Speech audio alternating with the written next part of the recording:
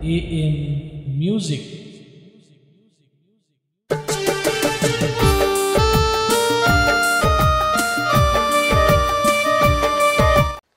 ପ୍ରେଜ୍ ଦ Lord hallelujah. ପ୍ରଭୁଙ୍କ ମହାନାମକୁ ଧନ୍ୟବାଦ ଦିଏ। ପ୍ରଭୁ ମୋତେ ପୁନର୍ବାର ଅଲ୍ ଇନ୍ ମ୍ୟୁଜିକ୍ ମାଧ୍ୟମରେ ଆପଣମାନଙ୍କର ଗହଣରେ ବାକ୍ୟ କହିବା ନିମନ୍ତେ ସୁଯୋଗ ଦେଇଛନ୍ତି, ସେଥିପାଇଁ ତାହାଙ୍କ ନାମକୁ ଧନ୍ୟବାଦ। ଆଜି ଯେଉଁ ବାକ୍ୟ ମାନେ ପାଠ କରିବା ଆପଣମାନେ ପାଇବେ ହିତୋପଦେଶ 1 ପର୍ବ ତାର 27 ପଦରୁ 33 ପଦ। ଯେତେବେଳେ ପ୍ରଚଣ୍ଡ ଝଡ଼ ପରି ତୁମ୍ଭମାନଙ୍କର ଆଶଙ୍କା ଉପସ୍ଥିତ ହେବ ଓ ଘୂର୍ଣ୍ଣିବାୟୁ ପରି ତୁମ୍ଭମାନଙ୍କର ବିପଦ ଆସିବ, ଯେତେବେଳେ କ୍ଲେଶ ଓ ବେଦନା ତୁମ୍ଭମାନଙ୍କ ପ୍ରତି ଘଟିବ, ସେତେବେଳେ ସେମାନେ ମୋତେ ଡାକ ପକାଇବେ, ମାତ୍ର ମୁଁ ଉତ୍ତର ଦେବି ନାହିଁ। ସେମାନେ ଅତି ଯତ୍ନରେ ମୋହର ଅନ୍ୱେଷଣ କରିବେ, ମାତ୍ର ମୋହର ଉଦ୍ଦେଶ୍ୟ ପାଇବେ ନାହିଁ, କାରଣ ସେମାନେ ବିଦ୍ୟାକୁ ଘୃଣା କଲେ ଓ ସଦାପ୍ରଭୁଙ୍କ ବିଷୟ ଭୟ ମନୋନୀତ କଲେ ନାହିଁ।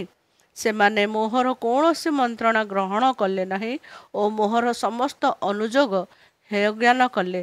ତେଣୁକରି ସେମାନେ ଆପଣା ଆପଣା କର୍ମର ପ୍ରତିଫଳ ଭୁଞ୍ଜିବେ ଓ ଆପଣା ଆପଣା କୁପରାମର୍ଶର ସମ୍ପୂର୍ଣ୍ଣ ଫଳ ଭୋଗ କରିବେ। ହଁ, ନିର୍ବୋଧମାନଙ୍କର ବିପଥ ଗମନ ସେମାନଙ୍କୁ ବିନାଶ କରିବ ଓ ଅଜ୍ଞାନମାନଙ୍କର ସୌଭାଗ୍ୟ ସେମାନଙ୍କୁ ସଂହାର କରିବ।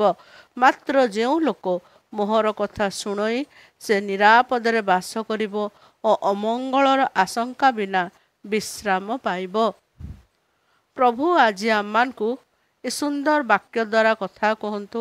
ଆମମାନଙ୍କର ଜୀବନରେ ଯେଉଁ କଠୋର ହୃଦୟ ଅଛି, ସେ କଠୋର ହୃଦୟକୁ ଆମେ କି ପ୍ରକାର ପରିବର୍ତ୍ତନ କରିବା ପରମେଶ୍ୱରଙ୍କ ନିମନ୍ତେ ତାହା ଆଜି ଆମେ ଦେଖିବା।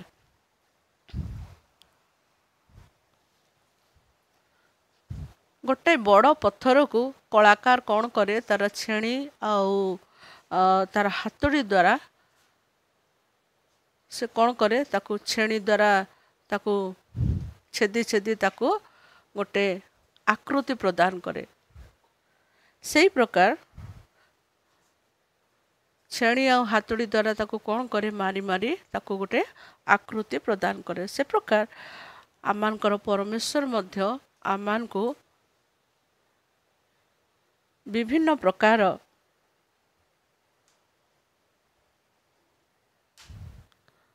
ଆମମାନଙ୍କର ପରମେଶ୍ୱର ଆମମାନଙ୍କୁ କ'ଣ କରନ୍ତି, ଶାସନ ଦ୍ୱାରା ଆମମାନଙ୍କୁ ପରିଷ୍କୃତ କରନ୍ତି। ଯେଉଁ କଳାକାର ଯେତେବେଳେ ତାର କଳା ବିଦ୍ୟା ଦେଖାଏ, ଆମମାନଙ୍କର ପରମେଶ୍ୱର ମଧ୍ୟ ତାହାଙ୍କର ମନୋନୀତ ବ୍ୟକ୍ତିମାନଙ୍କୁ କ'ଣ କରନ୍ତି, ଶାସନ ଦ୍ୱାରା, ମାରି ଦ୍ୱାରା, ବିଭିନ୍ନ ପ୍ରକାର କ୍ଲେଶ ଦ୍ୱାରା, ବେଦନା ଦ୍ୱାରା ସେ ଆମମାନଙ୍କୁ କ'ଣ କରନ୍ତି, ପରିଷ୍କୃତ କରନ୍ତି। ଆଉ ଆମମାନଙ୍କୁ ସୁନ୍ଦର ଗଠନ, ସୁନ୍ଦର ସ୍ୱଭାବ, ସୁନ୍ଦର ମନ ଦେବା ପାଇଁ ସେ ଆମମାନଙ୍କୁ କ'ଣ କରନ୍ତି, ପରୀକ୍ଷା କରନ୍ତି। କିନ୍ତୁ ମନୁଷ୍ୟ କ'ଣ କରେ, ଈଶ୍ୱରଙ୍କର ସେ ସମସ୍ତ ଭାବକୁ ଦୂରରେ ରଖି ନିଜର ଗର୍ବ ଅହଙ୍କାର ଦ୍ୱାରା ସେ କ'ଣ କରେ, ଈଶ୍ୱର ନିନ୍ଦା କରିଥାଏ।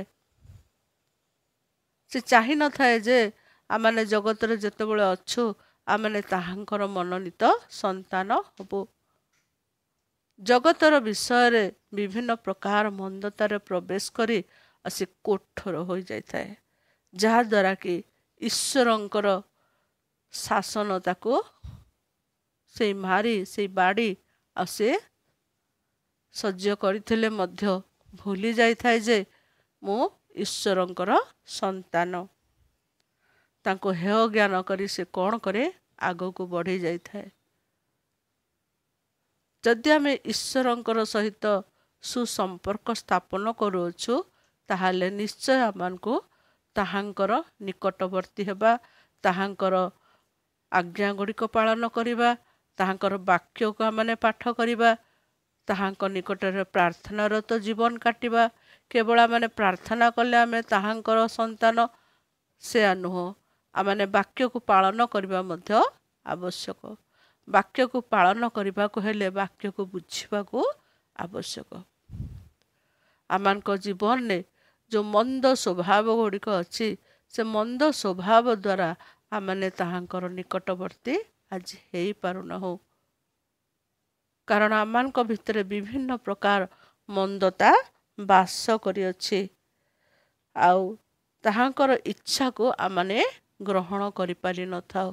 ତାହାଙ୍କର ଇଚ୍ଛା ତାଙ୍କର ସନ୍ତାନମାନେ ତାଙ୍କର ପଥ ଦେଇ ଚାଲନ୍ତୁ, ତାହାଙ୍କୁ ନିଜର କରନ୍ତୁ, ତାଙ୍କର ଆଶୀର୍ବାଦର କାରଣ ହୁଅନ୍ତୁ। କିନ୍ତୁ ମନୁଷ୍ୟ ବିଭିନ୍ନ ପ୍ରକାର ଆଳରେ ଈଶ୍ୱରଙ୍କୁ ପ୍ରବଞ୍ଚନା କରିଥାଏ। ଜିସାୟ 1 ପର୍ବ 15 ପଦରେ ଲେଖାଯାଏ, ଟିକେ ପଢ଼ିବା ଆମେ। ପୁଣି ତୁମ୍ଭେମାନେ ଆପଣମାନଙ୍କର ହସ୍ତ ପ୍ରସାର କଲାବେଳେ ଆମ୍ଭେ ତୁମ୍ଭମାନଙ୍କଠାରୁ ଆପଣ ଚକ୍ଷୁ ଆଚ୍ଛାଦନ କରିବା। ଆହୁରି ତୁମ୍ଭେମାନେ ଅନେକ ପ୍ରାର୍ଥନା କଲାବେଳେ ଆମ୍ଭେ ଶୁଣିବା ନାହିଁ। ତୁମ୍ଭମାନଙ୍କ ହସ୍ତ ରକ୍ତରେ ପରିପୂର୍ଣ୍ଣ। ଯେତେବେଳେ ପ୍ରଭୁ ଆମମାନଙ୍କର ଜୀବନରେ ତାହାଙ୍କର କାର୍ଯ୍ୟ କରିବାକୁ ଚାହାନ୍ତି, ଆମେ ସେତେବେଳେ କ'ଣ କରିଥାଉ? ପଛଘୁଞ୍ଚା ଦେଇଥାଉ। ଯେତେବେଳେ ଆମମାନଙ୍କ ଜୀବନରେ ବିପଦ ଆସିଥାଏ, ଝଡ଼ ଆସିଥାଏ, କ୍ଲେଶ ଆସିଥାଏ, ସେ ସମୟରେ ଆମେ କ'ଣ କରିଥାଉ? ଈଶ୍ୱରଙ୍କ ନିକଟବର୍ତ୍ତୀ ଆମେ ହେଇଥାଉ। କିନ୍ତୁ ପ୍ରଭୁ ତ ଆମମାନଙ୍କୁ ସମୟ ଦେଇଛନ୍ତି।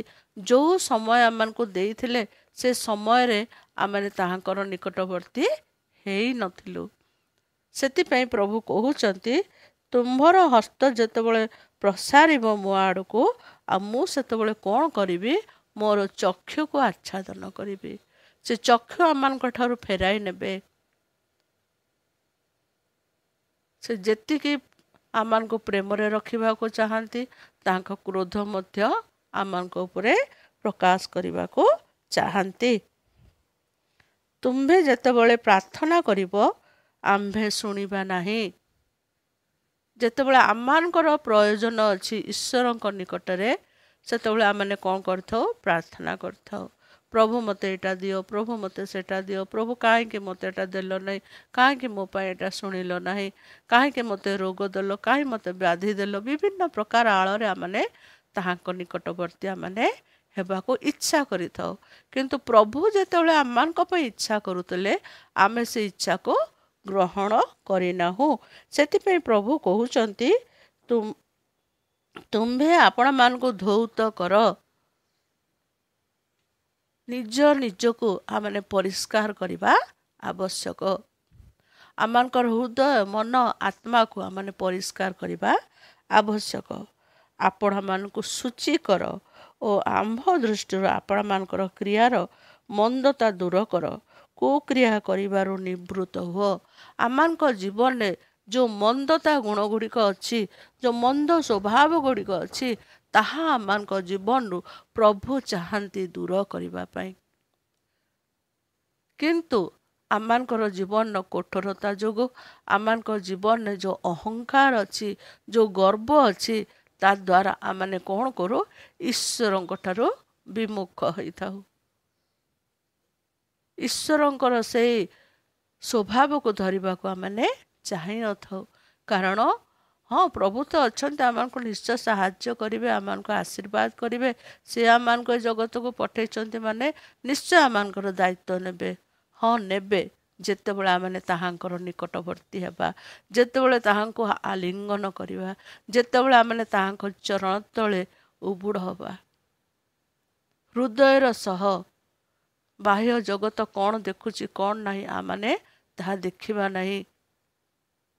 ବାହିକ ଭାବେ ଯେଉଁମାନେ ଉପାସନା କରନ୍ତି, ଯେଉଁମାନେ ପ୍ରାର୍ଥନା କରନ୍ତି, ଆଉ ଯେଉଁମାନେ ବିଭିନ୍ନ ପ୍ରକାର ଶକ୍ତିଯୁକ୍ତ କାର୍ଯ୍ୟ କରନ୍ତି, ଲୋକ ଦେଖାଣିଆ କାର୍ଯ୍ୟ ପ୍ରଭୁ ଚାହାନ୍ତି ନାହିଁ ଆମମାନଙ୍କ ଠାରୁ। ପ୍ରଭୁ ଆମମାନଙ୍କ ଠାରୁ ହୃଦୟର ସହ କାର୍ଯ୍ୟ ଚାହାନ୍ତି। ଆମେ କି ପ୍ରକାର ତାହାଙ୍କୁ ନିଜର କରିବା, କି ପ୍ରକାର ତାହାଙ୍କ ଦଣ୍ଡରୁ ଆମେ ବିମୁଖ ହେବା। ତାହାଙ୍କ କ୍ରୋଧ ଯେ ଆମମାନଙ୍କ ନିମନ୍ତେ ଆସିବ ତାହା ଆମେ ଜାଣିଛୁ। କିନ୍ତୁ ଜଗତରେ ରହି ଆମମାନଙ୍କର ଭୋଗ ବିଳାସ, ଆମମାନଙ୍କର ବିଭିନ୍ନ ପ୍ରକାର କାର୍ଯ୍ୟ, ଆମମାନଙ୍କର ଚିନ୍ତା ଦ୍ୱାରା ଆମେ କ'ଣ କରୁ? ଈଶ୍ୱରଙ୍କ ଠାରୁ ଦୂରେଇ ଯାଇଥାଉ, ଯାହାଦ୍ୱାରା ଈଶ୍ୱର ଆମମାନଙ୍କ ଠାରୁ ମଧ୍ୟ ଦୂରେଇ ଯାଇଥାନ୍ତି। ଯେ ପ୍ରକାର ଲେଖାଯାଏ ମିକା ତାର 2 ପର୍ବ ତିନି ପର୍ବ 2 ପଦରେ ଲେଖାଯାଏ, ତୁମ୍ଭେମାନେ ସତ୍କର୍ମକୁ ଘୃଣା କରି ଦୁଷ୍କର୍ମକୁ ଭଲ ପାଇଅଛ। ସେଥିପାଇଁ ପ୍ରଭୁ ସଦାପ୍ରଭୁ ଆମ ପାଇଁ ଆମମାନଙ୍କୁ କ'ଣ କରନ୍ତି? ତାହାଙ୍କର ମୁଖ ଫେରାଇ ନିଅନ୍ତି। ସେ ଆମକୁ ସମୟ ପ୍ରଦାନ କରିଅଛନ୍ତି। ସବୁ ବିଷୟରେ ଆମମାନଙ୍କୁ ସେ କ'ଣ କରନ୍ତି? ସମୟ ପ୍ରଦାନ କରିଅଛନ୍ତି। ତାହାଙ୍କର ଲୋକମାନେ କି ପ୍ରକାର ତାହାଙ୍କର କଥା ମାନିବେ, ତାହାଙ୍କର ଆଚରଣକୁ ଗ୍ରହଣ କରିବେ, ତାହାଙ୍କର ଉଚ୍ଚାରଣକୁ ଗ୍ରହଣ କରିବେ, ସେ ସବୁ ବିଷୟ ଆମମାନଙ୍କର ଗୋଟି ଗୋଟି ଦେଖିବାକୁ ଚାହାନ୍ତି। କାରଣ ସେ ଆମମାନଙ୍କର ପାଳନକର୍ତ୍ତା, ସେ ଆମମାନଙ୍କର ସୃଷ୍ଟିକର୍ତ୍ତା, ଯେ ଆମମାନଙ୍କୁ ଏ ଜଗତକୁ ଆଣିଛନ୍ତି, ସେ ଆମମାନଙ୍କର ସବୁ ବିଷୟକୁ ଟିକିନିଖି ଭାବେ ଦେଖନ୍ତି। ନିଜର ସନ୍ତାନମାନଙ୍କ ପାଇଁ ମା' ବାପା ଯେମିତି ବ୍ୟସ୍ତ ହୁଅନ୍ତି, ମୋ ପିଲା କ'ଣ ଖାଇବ, କ'ଣ ପିନ୍ଧିବ, କେମିତି ପାଠ ପଢ଼ିବ, କ'ଣ ଆଜି ପିନ୍ଧିଲେ ସେ ସୁନ୍ଦର ଦେଖାଯିବ, କ'ଣ ଖାଇଲେ ସେ ଆଜି ଭଲ ରହିବ, ଯେ ପ୍ରକାର ଜାଗତିକ ପିତାମାତା ମାନେ ନିଜର ସନ୍ତାନମାନଙ୍କ ପାଇଁ ବ୍ୟଗ୍ର ହୁଅନ୍ତି, ସେହି ପ୍ରକାର ଆମମାନଙ୍କର ସ୍ୱର୍ଗସ୍ଥ ପିତା ମଧ୍ୟ ଆମମାନଙ୍କ ପାଇଁ ବ୍ୟଗ୍ର ହୁଅନ୍ତି। ତାହାଙ୍କର ପିଲାମାନେ କେମିତି ସତ୍ପଥରେ ଚାଲିବେ।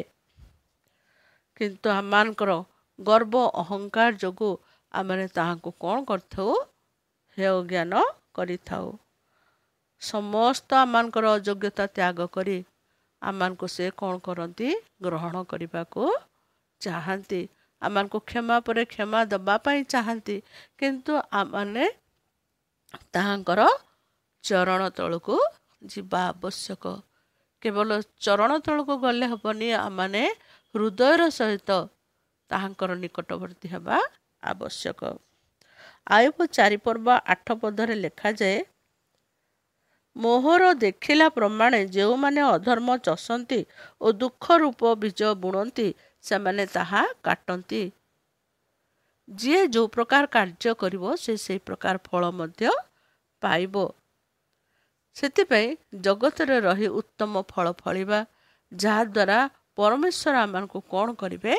ଆଶୀର୍ବାଦ କରିବେ। ଯଦି ଅଧର୍ମକୁ ଆମେ ଧରି ଚାଲୁ, ତାହେଲେ ଆଜ୍ଞା ଗୁଡ଼ିକ ନ ଶୁଣୁ ଆମମାନେ, ତାହେଲେ ନିଶ୍ଚୟ ଆମମାନେ ତାହାଙ୍କର କ୍ରୋଧର କାରଣ ହେବା। ତାହାଙ୍କର ନିଶ୍ୱାସ ଦ୍ୱାରା ମାନେ ବିନଷ୍ଟ ହେବା। ତାହାଙ୍କର କ୍ରୋଧ ଏ ପ୍ରକାର, ତାଙ୍କର ନିଶ୍ୱାସ ଦ୍ୱାରା ମାନେ ବିନଷ୍ଟ ହେବା। ତାହାଙ୍କର କ୍ରୋଧ ଦ୍ୱାରା ମାନେ କ'ଣ ହେବା? ସଂହାରିତ ହେବା। ସେଥିପାଇଁ ସମୟ ଥାଉ ଥାଉ ଆମେ ତାହାଙ୍କର ପଥକୁ ଧରିବା, ତାହାଙ୍କଠାରେ ମନୋଯୋଗୀ ହେବା, ତାହାର ଆଜ୍ଞା ଗୁଡ଼ିକ ପାଳନ କରିବା, ତାହାଙ୍କର ବାକ୍ୟକୁ ଧରି ଚାଲିବା ଏବଂ ଆମମାନେ କ୍ଷମା ପ୍ରାର୍ଥନା କରିବା। ଯାହାଦ୍ୱାରା କି ପ୍ରଭୁ ଆମମାନଙ୍କୁ କ'ଣ କରିବେ? ଆମମାନଙ୍କର ସେଇ କଠିନ ହୃଦୟକୁ ସଜାଡ଼ିବେ, ଆମମାନଙ୍କ ସେ କଠିନ ହୃଦୟକୁ ତରଳାଇବେ। ଯେତେବେଳେ ଆମମାନଙ୍କର ହୃଦୟରେ ସେ ବୋଧ ଆସିବ ଯେ ମୁଁ ପାପୀ, ମୁଁ ଅଯୋଗ୍ୟ, ମୁଁ ପ୍ରଭୁଙ୍କର ଚରଣ ତଳେ ବସିବାର ଯୋଗ୍ୟ ନୁହଁ, ଯେତେବେଳେ ଆମମାନଙ୍କ ହୃଦୟରୁ ସେ କ୍ଷମା ଭାବ ଆସିବ, ସେ ପାପମୟ ଜଗତରେ ଆମେ ବଞ୍ଚିଛୁ, ଆଉ ମୁଁ ପାପୀ, ଆଉ ମୁଁ କ୍ଷମା ମାଗିବି, ଯେତେବେଳେ ସେଇ ମନରେ ବୋଧ ଆସିବ, ସେତେବେଳେ ଯାଇ ଆମମାନଙ୍କର ହୃଦୟ ତରଳିବ ଏବଂ ଈଶ୍ୱରଙ୍କର ନିକଟବର୍ତ୍ତୀ ହେବା ନିମନ୍ତେ ଆମମାନଙ୍କୁ ପ୍ରଭୁ କ'ଣ କରିବେ? ଆଶୀର୍ବାଦରେ ପରିପୂର୍ଣ୍ଣ କରିବେ। ଆମମାନଙ୍କର ସେ କଠିନ ହୃଦୟକୁ ସଜାଡ଼ିବେ, ଆଉ ଆମମାନଙ୍କୁ ତାହାଙ୍କର ଗୌରବ ନିମନ୍ତେ ବ୍ୟବହାର କରିବେ। ସେଥିପାଇଁ ସମୟ ଥାଉ ଥାଉ ଆମେ ଯେତେ ଜଣ ଆଜି ଜଗତରେ ବଞ୍ଚିଛୁ, ଯେତେ ଜଣ ଆଜି ତାହାଙ୍କୁ ଜାଣିଛୁ, କିନ୍ତୁ ଜାଣି ମଧ୍ୟ ମାନେ ବିପଥଗାମୀ ହେଇଛୁ, ସମସ୍ତେ ଆଜି ତାହାଙ୍କ ଚରଣ ତଳେ ନିଜକୁ ଢାଳିବା। ତାହେଲେ ଯାଇକି ପ୍ରଭୁ ଆମମାନଙ୍କୁ ନିଶ୍ଚୟ ଆଶୀର୍ବାଦ କରିବେ। ସମସ୍ତ ମଙ୍ଗଳ ଦାନରେ ଆମମାନଙ୍କୁ ସେ ପୂର୍ଣ୍ଣତା ପ୍ରଦାନ କରିବେ। ଯେଉଁମାନେ ସଦାପ୍ରଭୁଙ୍କ ପଥରେ ଚାଲନ୍ତି, ତାହାଙ୍କ ଜୀବନରେ କେବଳ ମଙ୍ଗଳ ହିଁ ମଙ୍ଗଳ, ମଙ୍ଗଳ ହିଁ ମଙ୍ଗଳ ପ୍ରଭୁ ପ୍ରଦାନ କରିବେ। ସେଥିପାଇଁ ସମୟ ଥାଉ ଥାଉ ଆମେ ନିଜକୁ ପରିବର୍ତ୍ତନ କରିବା, କଠୋର ହୃଦୟକୁ ସଜାଡ଼ିବା, ତାହେଲେ ଯାଇକି ଆମମାନେ ତାହାଙ୍କର ନିକଟବର୍ତ୍ତୀ ହେଇପାରିବା। ପ୍ରଭୁ ଆମ ସମସ୍ତଙ୍କୁ ଛୋଟ ବାକ୍ୟ ଦ୍ୱାରା ଆଶୀର୍ବାଦ କରନ୍ତୁ। ଆମେନ୍। ପ୍ରାର୍ଥନା କରିବା। हे पवित्र पिता गौरवमय राजा तुमर धन्यवाद करुछु पिता तुम दया अनुग्रह रे आम को तुम आशीर्वाद करिच दया करिच अनुग्रह करिच पिता सुंदर समय देइच तुमर चरण तले बसी प्रार्थना करबा निमंते छोट वाक्य द्वारा आम को तुम्हें कथा कह आम कठोर हृदय को तुम्हें सजाड़ी दियो प्रभु आमने अयोग्य नगण्य दीनहीन पिता आमने विभिन्न प्रकार मंद कार्य लिप्त अच्छु प्रभु आमर मन आत्मा को तुम्हें शुचि कर पवित्र कर आम हृदय को तुम्हें निर्मल कर पिता आम समस्त मंद स्वभाव गुड़ी को दूर कर तुम्हें गौरवान्वित हो प्रभु तुम्हें जे महान परमेश्वर जे कि तुम संतान मान को तुम्हें धरी था केबे भी प्रभु तुम्हें से मान को छाड़ी न था प्रभु तुमर चरण तले आज प्रत्येक पुओ झील मान को रखुच विशेष कर प्रभु आशीर्वाद रे परिपूर्ण कर समस्त मंगल दान रे पूर्णता दे तुम्हें गौरव पाओ आज जो पुओ झील मैंने अबाटरे अच्छा जो मैंने जगत प्रति से माने प्रभु आसक्त अच्छा हाँ प्रभु तुमको जानिले मध्य तुमर परिचय पाइले मध्य से आज तुम ठार बहुत दूर रे प्रभु से युवा पुओ झील मान को से परिवार मान को आज तुम अर्जन रखुच बापा तुम्हें से मान को सजाड़ तुम्हें से मान कठिन हृदय को भांगी आ प्रभु तुमर कर प्रभु सब अवस्थार भार तुम्हें नौच तुमर उपस्थिति दौच धन्यवाद दे प्रिय प्रभु जीशुଙ୍କ नामରେ ମାଗୁଅଛୁ आमेन यीशुଙ୍କ रक्त हे आम मानकर स्वर्गस्थ पिता तुम नाम पवित्र बोली मान्य हो तुम्हार राज्य आसु जे रूपे स्वर्ग रे से रूपे पृथ्वी रे तुमर इच्छा सफल हो आज आम मान को प्रयोजन आहार दियो आम जमंत निज निज अपराधी मान को क्षमा करिअछु